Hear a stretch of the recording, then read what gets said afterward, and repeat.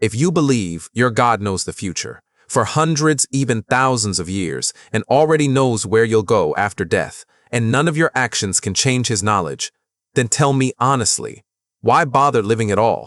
Every choice you think you make, every success, every failure, it is already known. Think about that. Is life really a test, or just a story that was written before you were even born? If you think you can argue this away, stay with me.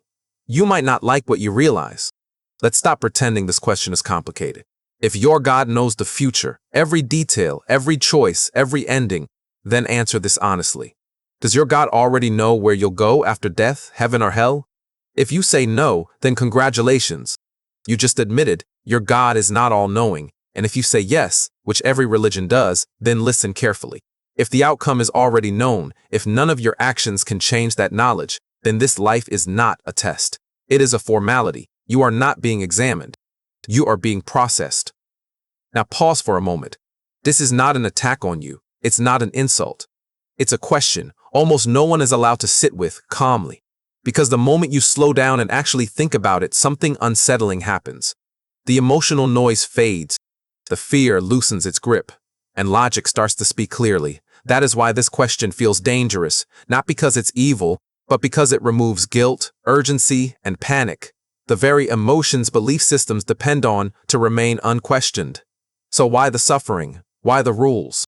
Why the fear, the guilt, the rewards, the threats? Because this system isn't built to discover truth. It is built to control behavior. If you think that's harsh, wait until the next part. Religion tells you to choose freely, but also tells you your choice was already known. That is not freedom. That is a loop where questioning is called sin. Doubt is called weakness. Obedience is called virtue. Notice this. The drama is never for God. God already knows the ending. The drama is for you. To keep you scared, compliant, hoping, waiting. This is how blind belief systems work. They give you the illusion of choice inside an outcome that is already fixed. And here is the challenge. Say it out loud. Say your God does not know where you will go after death. You will not. Because the moment you do, the whole structure collapses. Now let's dig even deeper. Think about rituals, prayers, rules, sacrifices, confessions. All of it. Every fear, every hope, every moment of obedience. Is it for God? No. God already knows the ending. It is for the system, for the structure, for the people who want to control you. Think carefully about what that means. Not emotionally, but logically. If the ending is already fixed, then rituals are not about discovery. Rules are not about evaluation. Fear is not about morality. They are about conditioning, training behavior, shaping compliance. The system does not wait to see who you become. It only needs you to behave as if the outcome is still uncertain.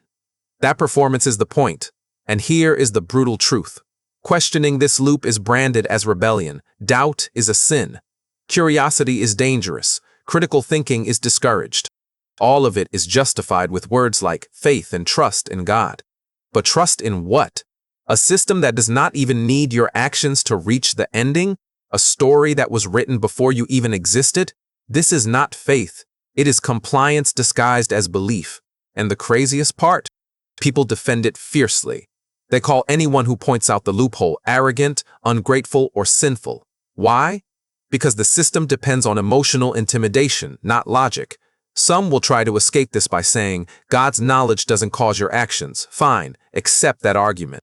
Even then, the problem does not disappear. Because a test where the examiner already knows the final result is not a test. It is a demonstration.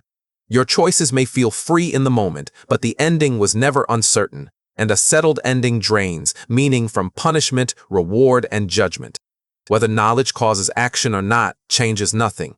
Let's break it down logically. God is all-knowing. God already knows the final outcome of every life. Nothing you do can change that knowledge. If all three are true, then the test is meaningless. Punishments and rewards are meaningless. The entire drama of religion is meaningless, except as a control mechanism. Think about it. Every ritual, every rule, every fear, it is all part of a script that does not need you. And if you feel uncomfortable, good. That discomfort is truth-knocking. Here is the challenge no one talks about. Say it clearly. Either God does not know the future or life is scripted. You cannot have both. Every attempt to escape this logic, mystery, faith, divine wisdom, collapses under scrutiny. Mystery does not justify a script. Faith does not fix logic. Divine wisdom does not need fear to enforce compliance. Now here is the final thought. How much of your life, your energy, your time, your fear, your guilt is spent following a script that was already written? How much of your obedience is real, and how much is performative compliance to a story designed to control you? This is the real confrontation. Not whether religion feels comforting, not whether it gives meaning, but whether it survives logic. Because once you see the contradiction clearly, obedience stops looking like virtue and starts looking like performance. And the most important question of all, if you can see this, if you can think this, what will you do with that knowledge? Will you keep living as part of the loop? Or will you finally admit the truth? Religion is not divine mystery. It is not a moral test. It is a designed system to control the mind. Once you see it, you cannot unsee it. So here is the real challenge. Ask yourself if you can still defend the system logically. If you cannot, do not hide behind faith, tradition, or fear. Face the loophole. Face the truth. And if you dare, share this video and see who else is ready to face it.